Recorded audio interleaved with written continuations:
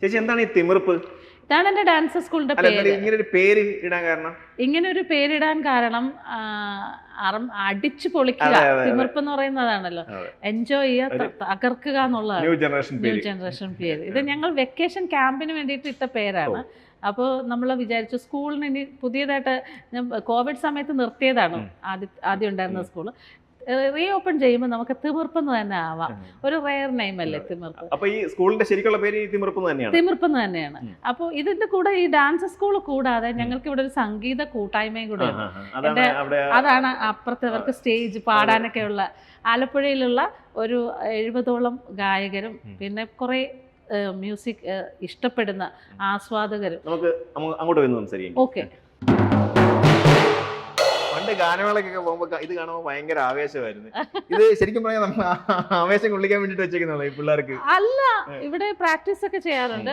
Drums പഠിപ്പിക്കുന്നുണ്ട്, keyboard പഠിപ്പിക്കുന്നുണ്ട് കുട്ടികൾക്ക്. പിന്നെ നമുക്ക് ഇത് സംഗീത കൂട്ടായ്മയാണ്. ആലപ്പുഴയിലുള്ള 70ഓളം ഗായകരും പിന്നെ കുറേ ആസ്വാദകരും. എൻ്റെ ഫാദറിൻ്റെ പേരാണ് BM ഹനീഫ്.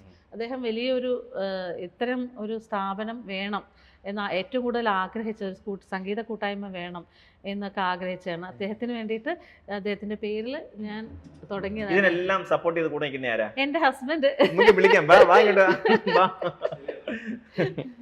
എൻ്റെ ഹസ്ബൻഡ് പൂർണ്ണ സപ്പോർട്ടാണ് എല്ലാ കാര്യത്തിനും. ഇപ്പൊ ഈ സ്കൂള് രണ്ടാമത് സിനിമയിൽ തന്നെ സിനിമ മേഖലയായിട്ട് പ്രൊഡ്യൂസറാണ്, പ്രൊഡക്ഷൻ കൺട്രോളറും ഒക്കെയാണ്. എത്ര വർഷമായിട്ട്? ഞാനൊരു 86 തൊട്ട് സജീവമായിട്ട് നിൽക്കുകയാണ്. കൊല്ലത്ത് ആണ് വീട്. അതിനകത്ത് കമന്റിലുണ്ട് മങ്ങാട്ടൊരു വീട്ടിൽ അവർ താമസിച്ചിരുന്നു. അതല്ല, കൊല്ലം മങ്ങാട് പോകുന്ന വഴി കിളികല്ലൂർ പോലീസ് സ്റ്റേഷന്റെ ഓപ്പോസിറ്റ് ആണ് നാസിന്റെ വീട്.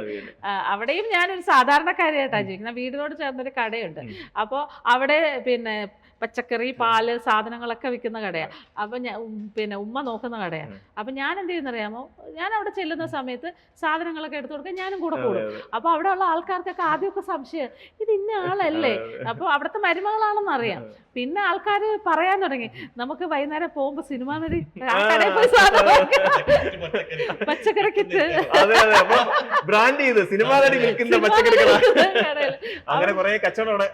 അവിടെയും ഞാൻ അതുപോലെ സാധാരണക്കാരിയായിട്ടാണ് ജീവിക്കുന്നത്.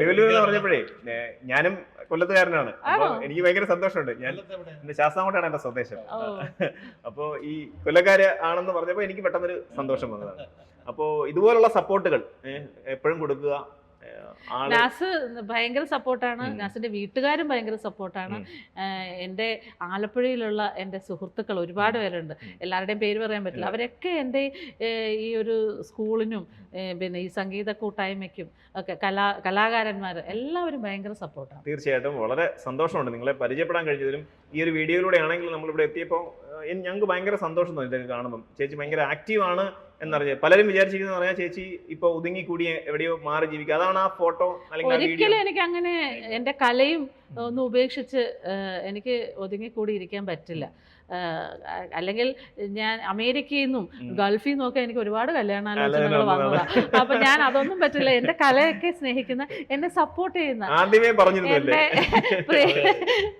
അതെ പുള്ളിയും അതിനെ ഏറ്റവും കൂടുതൽ ഇഷ്ടപ്പെടുന്ന ആളാണ്. അപ്പൊ ഈ ആളെ ഇടയ്ക്ക് വെച്ച് എൻ്റെ അടുത്ത് ഇങ്ങനെ പറഞ്ഞു, ഞങ്ങൾ സംസാരിച്ചിരിക്കുന്ന വഴിക്ക് പറഞ്ഞിരുന്നു പുതിയ സിനിമയിൽ മികച്ച വേഷം കൊടുക്കണം എന്ന് പറഞ്ഞിരുന്നു. വല്ല തീരുമാനമായോ എന്തെങ്കിലും?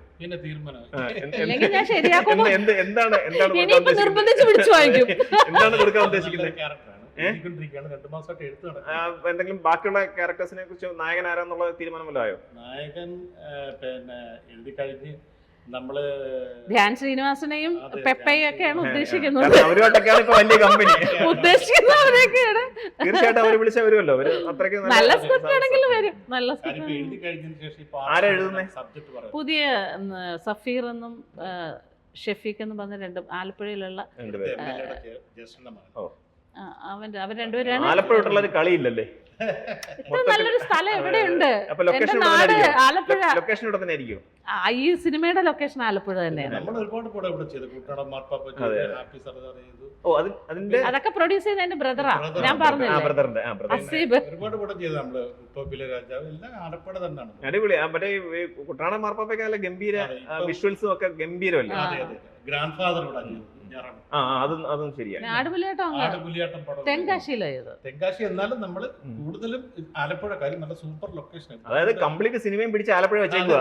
കുട്ടനാടൊക്കെ അങ്ങോട്ട് പോയി കഴിഞ്ഞാൽ ഇപ്പൊ കുറച്ച് ഗ്യാപ്പാ. എന്റെ ബ്രദറിന് സുഖമില്ലാതെയൊക്കെ വന്നപ്പോ കുറച്ച് ഗ്യാപ്പാണ്, എങ്കിലും സജീവമായിട്ട് തിരിച്ചു വരും. അപ്പൊ തീർച്ചയായിട്ടും വളരെ സന്തോഷം ഇത്രയും കാര്യങ്ങൾ അറിയാൻ സാധിച്ചതിൽ. ഈ പ്രോജക്റ്റും ഗംഭീരമായിട്ട് പോട്ടെ. ചേച്ചി ന്യൂ ജനറേഷൻ ലെവലിലേക്ക് ഇനി വരിക. ന്യൂ ജനറേഷൻ പിള്ളേരുടെ കൂടെ നല്ല ഗംഭീരമായിട്ട് താങ്ക് യു.